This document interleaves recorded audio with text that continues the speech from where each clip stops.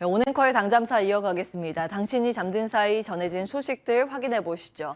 새벽에 잠깐 잠을 깼는데 그 이후로 뉴욕 증시 보고요. 다시 잠을 들 수가 없더라고요. 미국에 직접 투자하시는 분들도 밤새 좀 불편한 마음을 가지셨을 텐데요. 좀 냉정한 시각을 유지하기 위해서 첫 번째 화면은 이걸로 좀 잡아봤습니다. 하락장을 보는 새로운 접근법. 하락으로 몇 년분의 수익이 사라졌을까를 계산한 수치인데요. 2008년 글로벌 금융위기의 충격 때 12년 5개월 정도의 수익분이 그때 증발을 했습니다. 그런데 현재 구간을 보시면 1년 8개월 정도의 수익분이 증발을 한 상황입니다. 이거는 사실 이제 코로나19 팬데믹 쇼크 이후에 주가가 많이 올랐기 때문에 그때 수익이 높았기 때문에 아직까지는 뭐 수익분으로 계산하면 시스템 리스크와 비교할 수 없을 정도로 낮은 수준이긴 합니다. 그런데 우리의 심리는 언제나 이 글로벌 금융위기 요때의 심리처럼 좀 처참하게 무너져 있는데요. 마음을 잡고 시장을 하나하나 냉정하게 볼 필요는 있어 보입니다. 보겠습니다. 옛말에 침묵은 금이라고 했는데요. 트러스 총리가 이 침묵을 깨고 영국 시장 개장과 동시에 이런 발언을 했습니다. 지금 IMF 쪽에서 영국 감세할 때가 아니라고 좀 경고를 하고 있는데요. 어림없다. 나는 이걸 밀고 갈 거다. 이런 발언을 했죠. 계속 감세 정책 의지를 확인시켜주는 멘트를 날렸습니다. 시장의 하락 요인 가운데 하나라고 이야기가 되고 있죠. 이제 어제 말씀드린 내용입니다. 영국에서 긴급 국채 매입하겠다고 발언을 했는데 사실은 뭐 미봉책에 불과하다라는 이야기를 어제 해드렸죠. 지금 근본적인 모순이 중앙은행은 물가를 잡기 위해서 긴축을 하고 있는데 정부 정책 당국은 민심이 더 중요하죠. 그래서 못 살겠다 이야기가 나오고 있기 때문에 계속해서 이제 재정 확대 카드, 양적 완화 카드를 하나씩 이제 꺼내들고 있는 상황입니다. 둘이 상충된 내용이고요. 에어컨과 보일러를 같이 트는 격, 그리고 어제 말씀을 드린 것처럼 샤워실의 바보 비유 격입니다. 물을 차갑게 틀어서 놀라서 돌려서 뜨겁게 틀어서 또 놀라서 이게 반복되다가 결국 샤워실을 뛰쳐나가는 그런 비유, 경제적 용어인데 요즘 이런 것들이 생각나는 게 꽤 각국에서 나오고 있습니다. 영국뿐만이 아니라 미국이나 이탈리아 등지에서 지금 나오고 있는 형태입니다. 시장에서 이렇게 평가를 하더라고요. 영국의 중앙은행 어제 꺼내들은 국채 매입에 대해서 언발의 오줌 누기 격이다. 그 전에는 시장이 환호하면서 좋아하더니 이제 하루 만에 분위기가 급변했죠. 언발에 오줌을 누면 당장은 좀 따뜻한 것 같은데 그 이후에 오히려 더 차가워지잖아요. 그런 분위기가 미증시에 나타났습니다. 전날의 상승분을 모두 반납하면서 일제히 하락 마감이 됐고요. 낙폭이 가장 컸던 건 나스닥 지수 2.84%의 조정을 받았습니다. 그래도 장중 저점 대비했을 때 한 1%포인트 정도 돌려 올라간 것을 좀 긍정적으로 봐야 할까요? 좀 아쉬운 흐름이 나타났습니다. S&P 500 지수는 52주 최저치까지 밀리고 있습니다. 다우하고 S&P 500 지수 같은 경우에는 그 전저점이 다 붕괴돼 있는데요. 그래도 나스닥 지수는 그 전저점 6월에 썼던 저점은 좀 지켜내면서 요 근처로 가면 계속 저가 매수세는 유입되고 있다는 점이 굉장히 특이한 흐름입니다. 일단 시장의 약세 요인들 기업 쪽에서도 많이 나왔죠. 중고차 기업 카맥스가 24%나 급락을 했습니다. 실적 발표를 했는데 실적이 좋지는 않았습니다. 영업이익이 대폭 감소했는데요. 앞으로 더 안 좋아질 것이다. 그 이유는 중고차에 대한 수요가 줄어들고 있기 때문에 특히 이제 분기 발표를 하고 있는데 마지막 분기의 그 달에 이익이 대폭 줄었거든요. 그래서 앞으로 조금 더 어려워질 수 있다라는 발언으로 시장은 경기가 그만큼 안 좋나로 해석을 했습니다. 또 하나는 메타인데 인력 감축 계획이 발표됐습니다. 그 동안은 메타도 인력을 줄일 것 같다, 해고를 이제 많이 시킬 것 같다라는 소문은 있었는데 기업 측에서 실제로 발표한 건 이번이 처음입니다. 결국 그만큼 메타 같은 기업도 버티기 어려운 경제 상황인가? 경제가 그렇게 안 좋나? 이렇게 해석이 되는 분위기였습니다. 테슬라는 목표가 하향 조정 이슈가 있었고요. 아마존은 임금 문제가 요즘 계속 발목을 잡고 있습니다. 기업의 실적 우려감으로 연결이 되고 있는 상황입니다. 여기에 스태그플레이션이라는 단어, 사실 우리는 경제학적인 용어라고만 알고 있죠. 교과서에서만 접할 만한 용어였는데 이게 실제로 현실화될 가능성이 성큼성큼 다가가고 있는 상황입니다. 독일이요. 2차 세계대전 이후에 처음 보는 물가 수준 두 자릿수 CPI가 나왔습니다. 11.9% 이렇게 좀 치솟고 있는 상황인데 직전에 좀 꺾이는 듯 했는데 7.9% 나왔죠. 이번에 10.9%로 올라갔습니다. 독일의 물가는 이렇게 치솟고 있는데 내년에 GDP 전망치는 마이너스 전망이 나오고 있잖아요. 그래서 경기는 망가지고 물가는 치솟는 스태그플레이션이 거의 코앞에 왔다라는 그런 우려감도 시장의 발목을 잡는 요소였습니다. 이날 경제 지표가 여러 발표가 됐습니다. 눈에 띄는 4가지 정도만 줄여서 정리를 해봤는데요. 둘 중에 하나입니다. 경기 침체를 가리키거나 긴축의 명분이 되거나 위에 2개는 경기 침체 요소로 해석됐던 내용입니다. 기업 실적 2분기 전망치가 하향 조정되고 있는데요.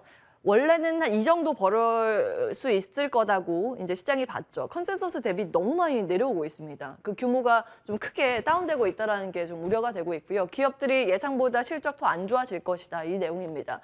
그리고 GDP는 미국에서는 한 GDP를 놓고 3번에 걸쳐 나눠서 발표를 하죠. 이번에 확정치, 최종치가 나왔습니다. 마이너스 0.6%.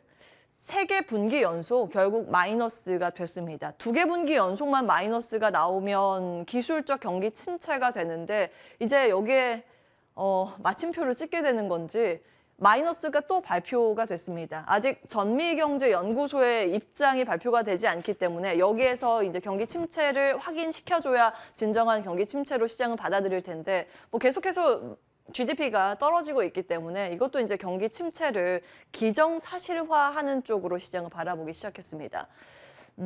개인 소비 지출 PC가 같이 좀 공개가 됐죠.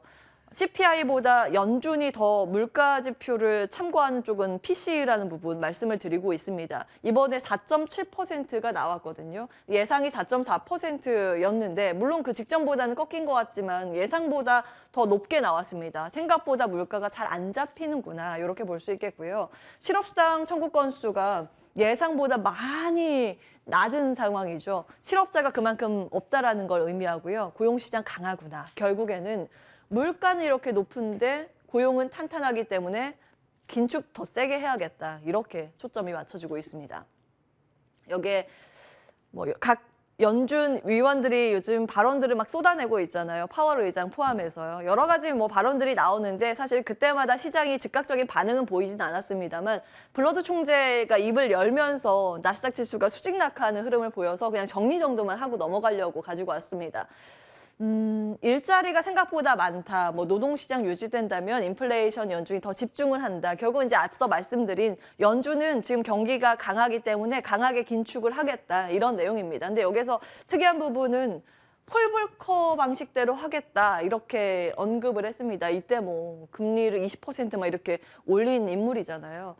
연준 위원 중에서 파월 의장도 폴 볼커 이야기를 해서 와 그때처럼 가는 건가라는 우려감이 일부 있었는데 이번에 블라드 총재가 또 이 인물을 언급하면서 아 이게 진심이구나. 물가 잡는데 연준 가만히 안 있겠구나. 이렇게 시장은 해석하기 시작했습니다.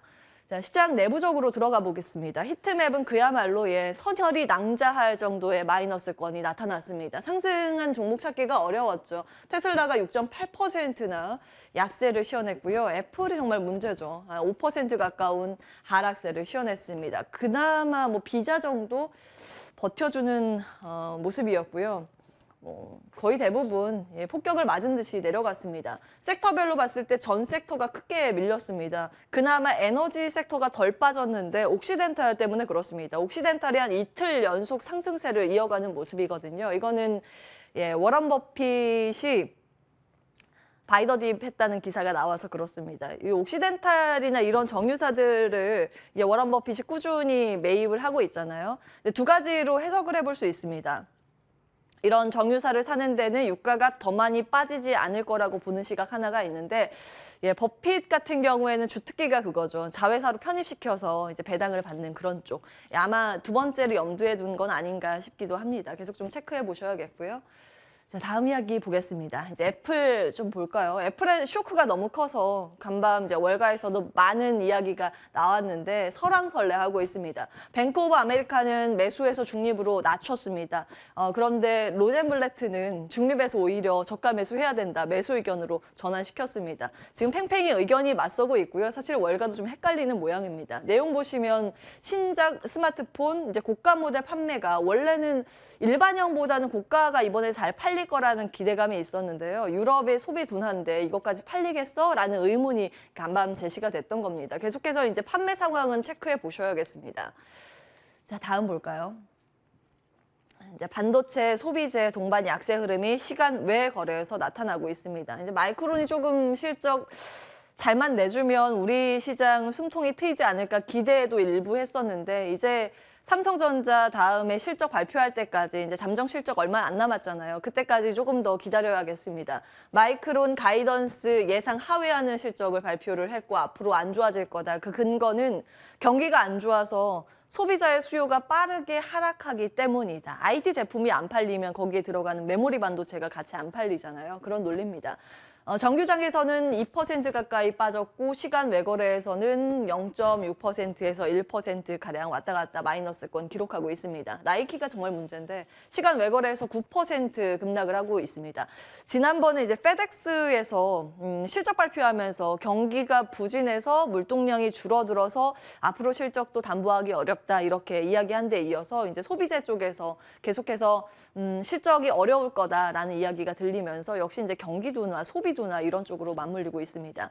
이 RN 차트를 준비했는데요. 그나마 좀 기대를 걸어볼 수 있다라고 해야 될까요? 많이 빠졌다라는 게 그나마 미안입니다. 마이크론 테크놀로지는 고점 대비했을 때 50% 지금 밀려 있는 상황이고요. 삼성전자는 46% 고점 대비 밀려 있습니다. 달러 기준으로 적용을 다시 해서 환산해 보면 마이너스 60%가 되는데 이런 실적에 대한 우려감이 어느 정도 자리를 하고 있습니다. 어디까지 소화한 건지 선반영이 어디까지 됐는지가 중요한 것 같습니다. 다음 보실까요? 자, 이제 우리 시장을 볼 때 계속해서 반대 매매의 시간표를 체크해 보셔야 한다라는 걸 이번 주 초부터 말씀을 드리고 있습니다.